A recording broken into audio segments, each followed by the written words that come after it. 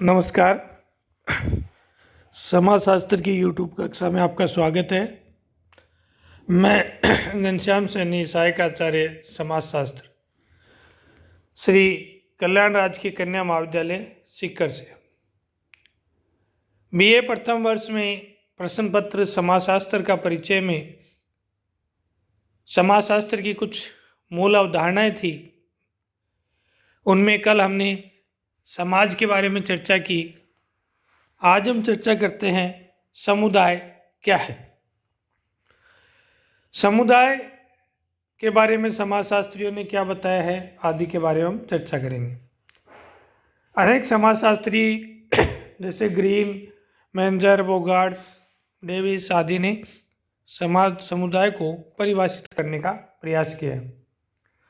Green कहते हैं एक समुदाय लोगों का समूह है जो संकीर्ण प्रादेशिक परिधि में रहते हैं, जो सामान्य जीवन के तरीके में हिस्सा लेते हैं। मेंजर कहते हैं वह समाज जो एक निश्चित भूभाग में रहता है समुदाय कहलाता है। बोगार्ड्स कहते हैं समुदाय कुछ अंशों में हम की भावना वाला एक सामाजिक समूह है और एक निश्चित क्षेत्र में रहता है। डेविस कहते हैं समुदाय सबसे लघु क्षेत्रीय समूह है जिसमें सामाजिक और अन्य जीवन के सभी पहलू उसमें आ जाते हैं। इस प्रकार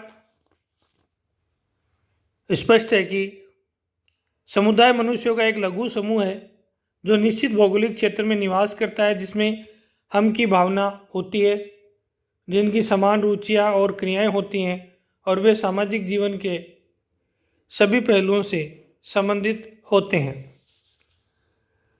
समुदाय के तत्व सामाजिक जीवन के लगभग सभी तत्व समुदाय से संबंधित है। एक निश्चित भूभाग, प्रत्येक समुदाय का एक निश्चित भूभाग होता है जो उसे अन्य क्षेत्रों से अलग करता है। विशिष्ट नाम, प्रत्येक समुदाय का एक विशिष्ट नाम होता है जिसके द्वारा उस समुदाय के व्यक्तित्व को पहचाना जाता है। मनुष्यों का समूह, समुदाय व्यक्तियों का एक समूह होता है और ये व्यक्ति समुदाय में रहकर ही अपनी आवश्यकताओं की पूर्ति करते हैं।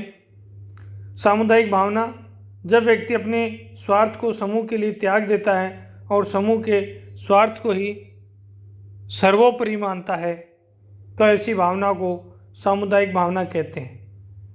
ये समुदाय में पाई जाती है। समानताओं के क्षेत्र, समुदाय में अनेक समानताओं के क्षेत्र होते हैं। आर्थिक, सामाजिक, धार्मिक, विचार, कानून, न्याय, संपत्ति, आदतें आदि क्षेत्रों में समुदाय के सदस्यों की अभिरुचि लगभग एक जैसी होती है। स्वतः जन्म, जब अनेक स्त्री पुरुष किसी स्थान पर कुछ समय तक रहते हैं और अपना जीवन यापन करते हैं तो वह स्वतः ही एक समुदाय का रूप ग्रहण कर लेता है। समुदाय की रचना या निर्माण जानबूझकर नहीं किया जाता, ये एक स्वतः ही पनपने वाली प्रघटना है। सामान्य जीवन, समुदाय में रहने वाले लोगों का एक सामान्य जीवन होता है। व्यक्ति समुदाय में रहकर अपनी आवश्यकताओं की पूर्ति एवं सामाजिक संबंध स्थापित करता है। समुदाय का यही उद्देश्य होता है कि लोग उसमें अपना सामान्य जीवन व्यतीत करें। स्थान का स्थायित्व, समुदाय का निश्चित भूभाग होता है। समुदाय कोई अस्थायी सामाजिक संगठन नहीं है, यह मनुष्यों का एक ऐसा बड़ा समूह है जो एक निश्चित भूभाग की इकाई में रहता है। जैसे हम कहते हैं बंगाली कॉलोनी। आत्मनिर्भरता, समुदाय में आत्मनिर्भरता का गुण पाया जाता है। समुदाय अपने सदस्यों की लगभग सभी आवश्यकताओं की पूर्ति करता है। आगे हम चर्चा करते हैं कि समुदाय और समाज में क्या अंतर है। निम्न आधारों के आधार पर हम समुदाय और समाज को बांट सकते हैं या इनके प्रमुख अंतर बता सकते हैं। पहली बात है मूर्तता। समुदाय क्योंकि व्यक्तियों का निवास करने का स्थान है, इसलिए समुदाय मूर्त होता है। और समाज क्योंकि सामाजिक संबंधों का जाल है, इसलिए अमूर्त होता है। सामुदायिक भावना, समुदाय में सदस्यों में परस्पर सामुदायिक भावना पाई जाती है, जबकि व्यक्ति में समाज में यह भावना होना आवश्यक नहीं है। विशिष्ट नाम, समुदाय का विशिष्ट नाम होता है, जबकि समाज व्यक्तियों के कोई विशिष्ट नाम इसमें नहीं होता। समुदाय लघु होता है, जबकि समाज वृहद होता है।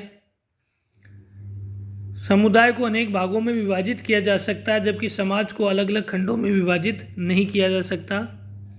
निश्चित भूभाग, समुदाय का एक निश्चित भूभाग होता है, जबकि समाज का कोई निश्चित भूभाग नहीं होता।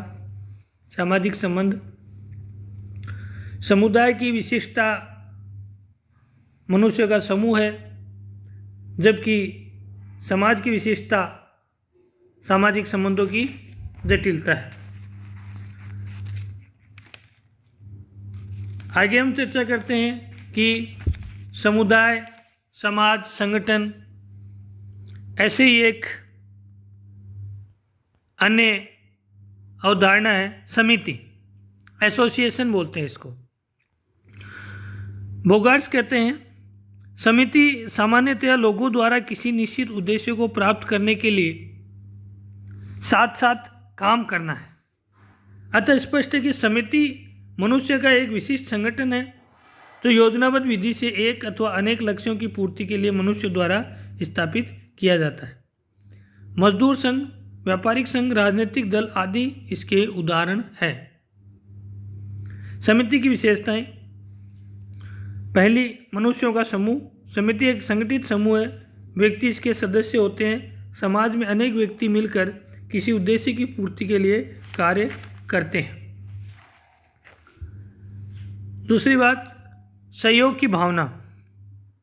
समिति के निर्माण का आधार ही सहयोग की भावना है। कई व्यक्ति परस्पर एक दूसरे के समान हितों की पूर्ति के लिए सहयोग करते हैं। समान उद्देश्य दो या अधिक व्यक्ति सामाजिक संबंध समान उद्देश्यों की पूर्ति के लिए सहयोग करके स्थापित करते हैं और समिति का निर्माण करते हैं। संगठन, समिति एक संगठन है, व्यक्ति इसके सदस्य होते हैं और संगठित होकर अपने स्वार्थों को प्राप्त करने का प्रयास करते हैं। मूर्तता, समिति मनुष्यों का संगठन समूह होती है जिसका प्रत्यक्ष रूप होता है जिसे देखा जा सकता है। अस्थायी प्रकृति, व्यक्ति समान उद्देश्यों की प्राप्ति के लिए समिति का निर्माण करते हैं और वह तब तक बनी रहती है जब तक वह उद्देश्यों की पूर्ति करती रहे। ऐच्छिक सदस्यता, समिति की सदस्यता व्यक्ति की इच्छा पर निर्भर होती है कि वह उसमें शामिल हो या न हो। समुदाय, समिति, समाज, इनसे जुड़ी हुई एक अन्य जो कंसेप्ट है वो समाजशास्त्र में पाई जाती है, उसे कहते हैं संस्था, इंस्टीट्यूशंस। समाज में मनुष्य के व्यवहार करने के तरीके, समितियों की कार्यप्रणालियाँ, समाज द्वारा मान्यता प्राप्त तरीके ही संस्था कहलाते हैं। मैकाइवर और पेज कहते हैं कि संस्थाओं से हमारा तात्पर्य स्थापित स्वरूप की कार्यप्रणाली की उन परिस्थितियों से है जो सामूहिक क्रिया की विशेषता है। रोस कहते हैं सामाजिक संस्थाएं संगठित मानव संबंधों के संग्रह हैं जो सर्वजन इच्छा द्वारा स्थापित और मान्य होते हैं। सदरलैंड कहते हैं समाजशास्त्र की भाषा में एक संस्था उन जनरीतियों व रूढ़ियों का संग्रह है जो कुछ मानवीय लक्ष्यों या उद्देश्यों की पूर्ति का केंद्र है। इस प्रकार सामाजिक संस्थाएं समाज द्वारा मान्यता प्राप्त व्यक्ति की मौलिक आवश्यकताओं को पूर्ण करने के लिए साधन और कार्यप्रणालियों की संरचना है। संस्था की विशेषताओं के बारे में हम बात करें तो पहली विशेषता आती है संरचना। सामाजिक संस्थाएं समाज की वह संरचना है जो आवश्यकताओं की पूर्ति के लिए कार्य करती है। दूसरी बात, संस्थाएं में निश्चित कार्य प्रणालियों की व्यवस्था होती है। संस्थाओं में एक इकाई के रूप में काम किया जाता है। संस्थाएं अमूर्त होती हैं और संस्थाओं का कोई न कोई निश्चित सर्वमान्य प्रतीक होता है, किन्हीं निर्धारित उद्देश्य के लिए ये कार्य करती है। संस्थाओं में स्थायित्व होता है।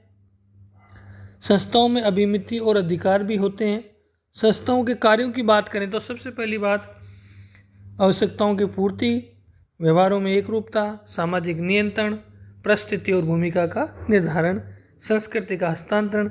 इस प्रकार समाजशास्त्र की मूल अवधारणाओं में हमने समाज, समुदाय, संस्था, समिति आदि के बारे में चर्चा की। धन्यवाद।